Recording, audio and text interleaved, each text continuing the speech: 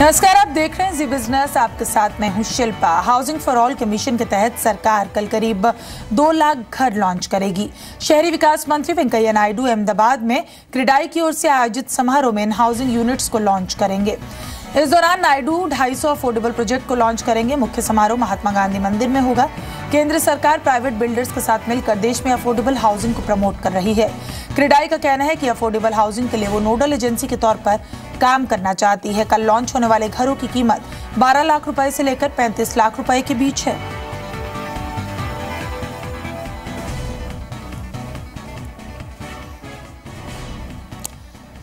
तो housing for all के mission के तहत सरकार कल करीब 2 लाख घर लॉन्च करने जा रही है और शहरी विकास मंत्री वेंकैया नायडू अहमदाबाद में क्रेडाई की ओर से समारोह आयोजित जो होगा उसमें हाउसिंग यूनिट्स को लॉन्च किया जाएगा। इस दौरान नायडू 250 अफोर्डेबल प्रोजेक्ट को लॉन्च भी करेंगे। मुख्य समारोह महात्मा गांधी मंदिर में होगा। केंद्र सरकार प्राइवेट बिल्डर्स के साथ मिलकर देश में अफोर्डेबल हाउसिंग को प्रमोट कर रही है और घरों की कीमत 12 लाख से 35 लाख के बीच होगी। क्रेडाई का कहना है अफोर्डेबल हाउसिंग के लिए वो नोडल एजेंसी के तौर पर काम करना चाहती है और आपको बता दें कि इस मिशन के तहत कल करीब 2 लाख घर लॉन्च किए जा रहे हैं। शहरी विकास मंत्री वेंकैया नायडू ये घर लॉन्च करेंगे और केतन जुड़ रहे हैं हमारे संवाददाता हमारे साथ। कल सस्ते घर लॉन्च किए जाएंगे, तकरीबन इनकी कीमत भी उस हिसाब से रखी गई है केतन जो कि एक आम आदमी अफोर्ड कर सकता है। तो इसके लिए क्या खास तैयारियां की गई हैं और कितने यूनिट्स यहां पर लॉन्च किए जा रहे हैं कल? देखिए, बहुत बड़ा दिन है कल, क्योंकि प्रधानमंत्री ने 2022 तक हर व्यक्ति को एक घर देने का जो सपना देखा है, उस कड़ी में एक बहुत बड़ा कदम है वो कल निर्माण होने जा रहा है। कल गांधीनगर के महात्मा मंदिर में पूरे भारत के करीब 375 प्रोजेक्ट है वो लॉन्च होंगे।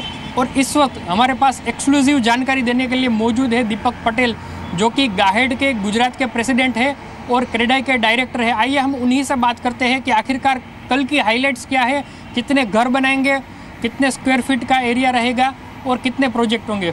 दीपक भाई, स्वागत है आपका। सबसे पहले हमें एक्सक्लूसिव जानकारी हमारे दर्शकों को दीजिए कि जो कल महात्मा मंदिर में प्रोग्राम होने जा रहा है, शहरी विकास मंत्री वेंकैया नायडू जो प्रोजेक्ट लॉन्च करने जा रहे हैं, कितने प्रोजेक्ट अफोर्डेबल बनेंगे और कितनी लागत से बनेंगे, थोड़ा विस्तार से बताइए। सबसे पहले तो मैं धन्यवाद करना चाहूँगा क्रेडाई नेशनल टीम का कि जो यहाँ पे आके ये प्रोग्राम किया है।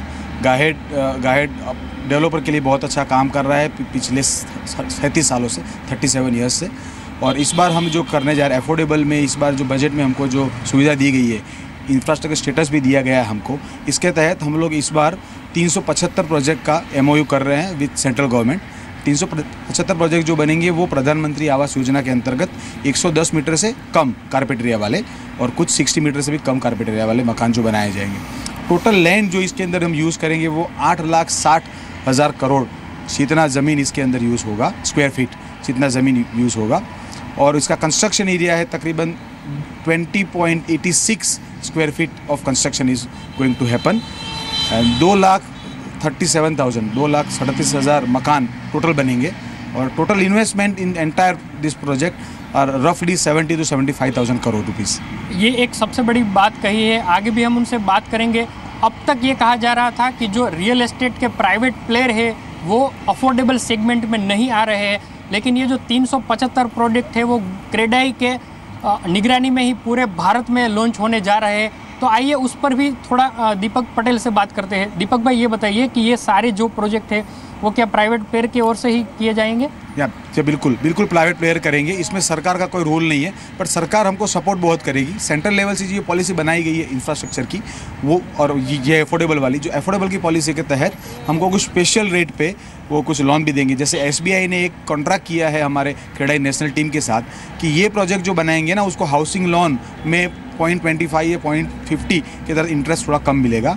और इनके अंदर जो मकान भी लेंगे उनको SBI होम लोन देने के लिए थोड़ा रेट कम करके देंगी। प्रधानमंत्री आवास योजना के अंतर्गत वहाँ से जो 12 लाख तक की लोन के लिए भी जो सुविधा दी गई है वो भी इसमें मिलेंगे। और ये सारे के सारे प्रोजेक्ट है, 375 प्रोजेक्ट जो है वो सारे प्राइवेट डेवलपर के ही प्रोजेक्ट हैं। उसमें PPP का कोई मॉड्यूल नहीं है। वो प्रोजेक्ट कुछ अलग होंगे, उसका हम 2-3 महीने बाद में उसका भी कुछ हम MOU करने जा रहे हैं। ये प्रोजेक्ट कल लॉन्च हो जाएगा तो कितने समय में ये पूरा करने की, 2 साल 3 साल में कब तक ये पूरा करने की हमारी होगी तैयारी?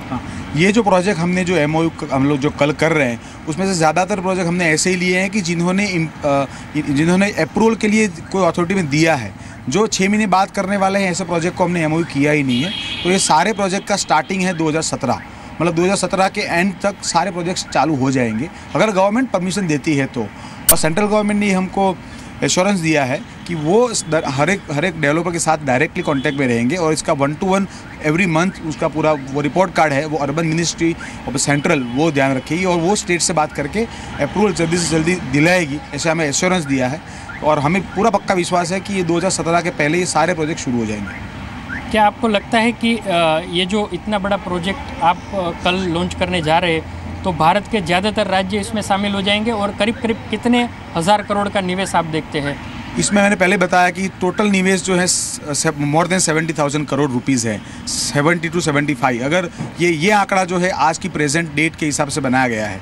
अगर कोई प्रोजेक्ट मान लीजिए कि किसी ने, मैंने देखा था कल ही सब मैं रिपोर्ट चेक कर रहा था, तो कोई प्रोजेक्ट 2,000 मकान है, किसी का 5,000 मकान है, तो जो बड़े मकान रहेंगे उसमें शायद ये कॉस्ट बढ़ने की संभावना ज़्यादा है। यहाँ पे मैं स्टेट की अगर बात करें तो ये पूरा नेशनल का डेटा है। सबसे बड़ा जो शहर माना जाएगा वो 86 प्रोजेक्ट के साथ अहमदाबाद नंबर 1 पे है और गुजरात में टोटल प्रोजेक्ट है अपार्ट इन 375 के अंदर 147 फ्रॉम गुजरात। उसके बाद महाराष्ट्र का नंबर आता है। ऐसे ही अलग अलग शहरों का है, जो दिल्ली है, कलकत्ता है, बेंगलोर है, मतलब सारे छोटे बड़े सब शहर इसके अंदर जुड़े हुए हैं। कल का जो प्रोग्राम है उसमें 3 बड़ी हाईलाइट रहेगी। जब नई बॉडी आने वाली है 2017 से 2019 तक, क्रेडाई की जो अभी मौजूदा बॉडी है वो चेंज होकर नई बॉडी आएगी और ये नई बॉडी के सामने 3 बड़े एक टास्क है। एक तो जो रेरा कानून आ रहा है, दूसरी ओर है कि आगे जाकर जो GST पास होने वाला है और तीसरा जो बड़ा एक मुद्दा है वो फाइनेंस का है, जो अभी दीपक भाई ने बताया। तो एक आखिरी कमेंट उनसे ले लेते हैं कि आखिरकार इन 3 पहलू पर कल क्या होने वाला है। हमें ये बताइए, रेरा, GST और आपको आपके सेगमेंट के लिए फाइनेंस कितना महत्वपूर्ण है और ये 3 पहलू पर आप कल क्या क्या बात करने वाले हैं? हमने हमारी आज की जो ECGC मीटिंग थी, हमारी AGM थी आज का जो क्रेडाई नेशनल का सुबह, उसमें नई बॉडी का सिलेक्शन हो चुका है और उसमें भी हमने उसका नाम भी हमने गेम चेंजर दिया है। गेम चेंजर नाम भी इसीलिए दिया गया है कि इस साल 3 सबसे बड़े चीज़ रियल एस्टेट के लिए हुई है। एक तो हमको रियल एस्टेट में इंफ्रास्ट्रक्चर स्टेटस मिला है, दूसरा बात है रेरा और तीसरा है GST। तो ये 3 आने वाले कुछ सालों के लिए ये गेम चेंजर साबित होगा। जाहिर है गेम चेंजर साबित होंगे। सरकार की भी यही कोशिश है कि इस कदम को ऐतिहासिक बनाया जाए। बहुत शुक्रिया इस बातचीत के लिए आपका। अफोर्डेबल हाउसिंग को लेकर प्रधानमंत्री ऑफिस यानी PMO और प्राइवेट बिल्डर्स के बीच आज बैठक में कई मुद्दों पर चर्चा हुई। बैठक में बिल्डर्स एसोसिएशन क्रेडाई और नेरेडको के प्रतिनिधि शामिल हुए। बैठक के दौरान बिल्डर्स ने अफोर्डेबल हाउसिंग को लेकर आ रही दिक्कतों को बताया।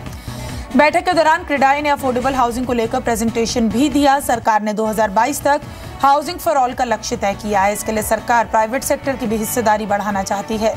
केंद्र सरकार ने हाल ही में होम लोन पर सब्सिडी का भी ऐलान किया है। और हमारे सहयोगी रामेश नकवी बता रहे हैं इस बैठक के बारे में। हाउसिंग को लेकर सरकार काफ़ी अहम कदम उठा रही है। जैसा कि मोदी जी का सपना है कि साल 2022 तक सबको अपना घर मिलना चाहिए, उसी संदर्भ में आज PMO में मीटिंग हुई है जिसमें देश के तमाम बड़े बिल्डर्स शामिल हुए। रियल एस्टेट बॉडीज़ क्रेडाई और नेरेडको के भी मेंबर्स में शामिल हुए, जिसमें बात की गई कि क्या रियल एस्टेट मार्केट को प्रॉब्लम्स आ रही हैं और कैसे जो ये सपना है ये पूरा किया जाए और क्या अड़चने हैं उसको किस तरीके से सॉल्व किया जाए। आज मीटिंग में ये डिस्कस हुआ है, लेकिन जो क्रेडाई के मेंबर्स हैं और जो नेरेडको के मेंबर्स हैं वो अभी रिएक्शन देने के लिए तैयार नहीं है। जल्द ही सरकारी अधिकारी जो हैं वो इस बारे में पूरी डिटेल में बताएंगे। और दूसरी सबसे बड़ी बात यह है कि अगर देखा जाए रियल एस्टेट मार्केट एक ऐसा मार्केट है जो कि देश की GDP को ग्रो करने में एक अहम रोल अदा करता है और अगर देखा जाए तो सबसे ज़्यादा एम्प्लॉयमेंट जनरेशन भी रियल एस्टेट मार्केट के ही दम से आता है। तो कहीं ना कहीं सरकार जो है रियल एस्टेट मार्केट पर तवज्जो देते हुए ये कयास लगा रही है कि कहीं ना कहीं लोगों को एक तो रोज़गार मिले और दूसरी जगह जो अफोर्डेबिलिटी में लोगों को अच्छा घर मिल पाए। कैमरामैन विक्रम के साथ रामेश नकवी, जी मीडिया, दिल्ली। जेपी बिल्डर के होम बायर्स के सब्र का बांध टूट चुका है। पिछले 7 सालों से होम बायर्स अपने घर के इंतजार में है, पर बिल्डर की तरफ से सिर्फ मायूसी ही हाथ लगती है। आज जब जेपी बिल्डर के होम बायर्स जेपी बिल्डर के नोएडा ऑफिस अपने घरों के बारे में जानने के लिए गए तो बिल्डर के बाउंसर्स ने पहले तो बायर्स के साथ धक्का मुक्की की और फिर जबरन सभी होम बायर्स को ऑफिस में कैद कर लिया। बायर्स योगी जी से और मोदी जी से मदद की गुहार लगा रहे हैं। बायर्स से बात की जी मीडिया संवाददाता रामेश नकवी ने।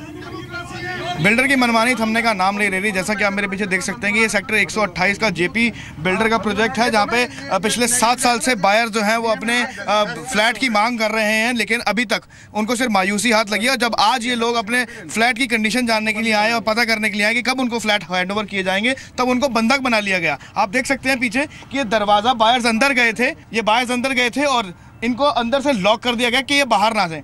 मैम, कब से आपका फ्लैट अटका हुआ है? 2013 में इन्होंने प्रॉमिस किया था कि मुझे ये पोजेशन देंगे। आज 2017 हो गया है, खाली ढांचा खड़ा हुआ है, वहाँ पे प्लास्टर तक नहीं किया हुआ है सारे टावर्स को। मैम, आज आपकी क्या बात हुई? आज आपकी क्या बात हुई और किस वजह से आपको यहाँ पे बंधक बनाया गया? नहीं है हमारे पास, फंड्स नहीं है। लास्ट जब हमारी मीटिंग हुई थी, उन्होंने हमें रिटर्न में लिख के दिया था कि मई 2017 में वो ये हमें टावर 1 को कंप्लीट कर देंगे और टावर 2 को अगस्त 2017 में। बट 2 महीने से वहाँ पे कुछ काम नहीं हो रहा है। हमने जब उनसे पूछा कि बिना काम हुए, बिना मजदूरों के वो कैसे फ्लैट कंप्लीट हो सकता है, तो उन्होंने इसी बात पे कहा नहीं हमारा 2 महीने के बाद हो जाएगा। और हमने पूछा फंड कहाँ से आएगा, उसका आंसर भी नहीं दे रहे हैं, जबकि वो हमसे 90% पैसा ले चुके हैं। और इसी बात पे गुस्सा आगे वो उठने जा रहे थे, हम लोगों ने उन्हें घेराव किया। उसके बाद उन्होंने हमें यहाँ पे बंद कर दिया, जिससे हमने बोला कि हम मीडिया को बुला रहे हैं, इसमें उन्होंने हमें बिल्कुल बंद करके अंदर कर दिया। हमारे साथ लगभग अंदर 50 लोग हो रहे हैं, जिसमें हम सुबह 10 बजे से इन्होंने हमें इस तरह से बंद करके रख रखा है। तो जैसा कि आपने सुना कि ये बायर्स परेशान है और पिछले 10 साल से अपने फ्लैट की मांग कर रहे हैं जेपी बिल्डर से, लेकिन अभी तक इनको फ्लैट के नाम पर कुछ नहीं मिला है। सिर्फ मायूसी हाथ लगी है। बार बार बिल्डर से बात करने के बाद भी कुछ प्रॉब्लम सॉल्व नहीं हुई है। और आज जब ये बायर्स अपना जानने के लिए आए कि फ्लैट कब तक इनको हैंडओवर किया जाएगा, तो इन्हें बंधक बना दिया गया। सवाल कई हैं जिनके जवाब हमें ढूंढने, आखिरकार कब तक ऐसी बिल्डर्स की मनमानी चलती रहेगी। कैमरामैन विक्रम के साथ रामेश नकवी, जी मीडिया, नोएडा। छोटे बच्चों की सेहत की देखभाल माँ बाप के लिए बड़ी जिम्मेदारी होती है और छोटी बड़ी मर्ज पर अक्सर डॉक्टर के चक्कर लगाने पड़ते हैं, लेकिन कई बार ऐसा भी होता है कि आसपास डॉक्टर उपलब्ध नहीं हो पाते या ये फर्क करना मुश्किल हो जाता है कि बच्चे को जो तकलीफ है वो सामान्य है या फिर कोई बीमारी। नए जमाने के पेरेंट्स की इसी समस्या को दूर करने के लिए मुंबई के एक पेडिट्रिशियन ने मोबाइल एप्लीकेशन तैयार किया, जहां पेरेंट्स बिना डॉक्टर के पास गए सलाह ले सकते हैं। रिपोर्ट देखिए। श्वेता और किरण पवार देश के उन लाखों वर्किंग कपल्स में से एक हैं जिन्हें बच्चे को हर छोटी मोटी बीमारी होने पर ऑफिस से या काम से छुट्टी लेनी पड़ती है। कई बार वाकई ही में बच्चे की तबीयत खराब होती है, जबकि कई बार छोटी मोटी दिक्कतें ही होती हैं। घरेलू नुस्खों का भी भरोसा नहीं होता। ऐसे कपल्स के लिए एक खास मोबाइल ऐप TPN यानी द पीडियाट्रिक नेटवर्क आया है। छोटी छोटी चीजें जैसे कोल्ड हो, कॉफ हो या फीवर का जस्ट पता चल रहा है कि बॉडी का हीट बच्चे का बढ़ रहा है काइंड्स ऑफ, तो मैं तुरंत ये ऐप के मदद से I can take help from the doctor through a chat या कॉल करके लाइक। TPN यानी द पीडियाट्रिक नेटवर्क को तैयार करने वाली डॉक्टर चैताली के मुताबिक बच्चों से जुड़े ढेरों सवालों के जवाब एप्लीकेशन पर हैं। इस एप्लीकेशन पर 3 महीने में देश भर के करीब 300 बच्चों के डॉक्टर्स जुड़ चुके हैं, जिनका अपॉइंटमेंट लिया जा सकता है। नेटवर्क में छोटे से लेकर बड़े शहरों के डॉक्टर्स मिलेंगे। ज्यादातर फीचर्स के लिए चार्ज नहीं है, लेकिन 24/7 डायरेक्ट कंसल्टेंसी सुविधा और डिजिटल मेडिकल रिकॉर्ड मेंटेनेंस के लिए सालाना 500 रुपए चार्ज है।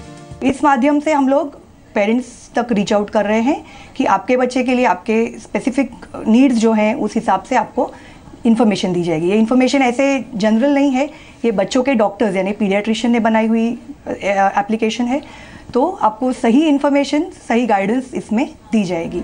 बच्चे को दवाएं कब देनी है और किस तरह देनी है, इसका रिमाइंडर भी रखा जा सकता है। साथ ही वैक्सीनेशन का कैलेंडर भी मोबाइल एप्लीकेशन में मेंटेन रखा जा सकता है।